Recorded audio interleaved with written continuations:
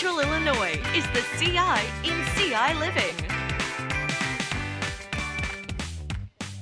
Many of our small towns here in central Illinois have the railroad to thank for getting them on the map. And here in Heyworth, they are honoring that history and embracing it in a whole new way. Time for this part of our story here in central Illinois. We want to bring in Jen and Gus Miller with the Heyworth Railroad Museum. Thanks for being here today. We appreciate it. Thank you. We're glad to be here. Gus, tell me a little bit about the railroad. I mean, Heyworth and the railroad kind of go together, don't they? Oh, yeah, the railroad's been here forever. Heyworth was built around the railroad. Yeah, and which is the case, I think, in a lot of towns here in central. A lot of little towns that way. Yeah, very much. And then the placement of Heyworth on that railroad was pretty significant to probably why it's, you know, been around as long as it has. Yeah, that was a long time before my time. Yeah. I'm not asking for the personal experience, but yeah. But where is it? I mean, located on the Illinois Central, right? Right. Yep. The urban station used to be down there. That was called the real Illinois Central, but the railroad track's been here forever. Yeah, and it goes north to. You can go clear to Peoria. I've never been any further than Peoria. No kidding. Yeah. Well, and then so connecting Peoria or Bloomington more directly too, and Decatur. Decatur. Yeah. So you're all along here. That's really important. So let's talk a little bit about the mission of the museum. You were pretty integral to that, right? Well, yes and no. I was in the middle of it, but I'm not a real good talker. Jen he wants to pass the dog. This my mouthpiece right here. That's right. Well, Gus, you were important, so I don't want to underplay your role here, but okay. You've got Jen who's going to tell us a little bit about the mission of the museum. So basically, what we do from the Heyworth Railroad Museum is preserve the history of Central Illinois and the railroading. That's pretty much what we've been trying to do.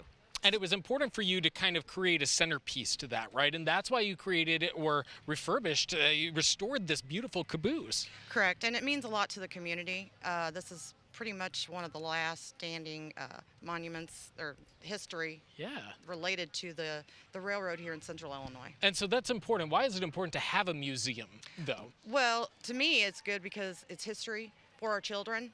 A lot of the kids are really fascinated by it. We have a lot of memorabilia in there. So we're even talking about doing history days with kids. I love that. Tell me a little bit about the pictures you brought here, Jen. Well, the first picture over here is when the caboose was purchased. So you can see the before and after. Yeah. The top and the bottom there. Correct. Little rough. Yeah, it was purchased from Monticello. Yeah, quite rough. But look at the paint job now. Yes, it looks amazing. And the inside is even 100 times better than it was a year ago. Yeah, absolutely. Yeah, I have a picture that we're going to be putting online now of this heater. Yeah. That's in there. Tell me about that. Well, actually, that just came across a couple months ago. I was doing some cleaning to get ready for one of our events and found 3 old heaters in there that I just basically repainted and restored. Yeah, and we could see the Heyworth train depot. They're really central to life here in this town, too. So let me talk a little bit about then what you guys are doing. You guys need volunteers and money, and you're doing all kinds of different activities to get people connected, right? Correct. I've been, as a secretary, I've been trying to engage community more. Get volunteers to assist with cleanup, painting, helping even with donations. We did a couple of quarter auctions. That's actually where the funding comes from, is from the community. That's cool. We've got T-shirts. Gus has got one of our T-shirts. Yeah, show that off there, Gus. It's a pretty cool T-shirt. I was able to get that designed and printed. Sometimes you're the train, sometimes you're the track. Yeah. Isn't that the truth? So we've been selling those, and our little choo-choo whistle. We gave you one of the yes, whistles. I'm going to show this off here in a second. There we go.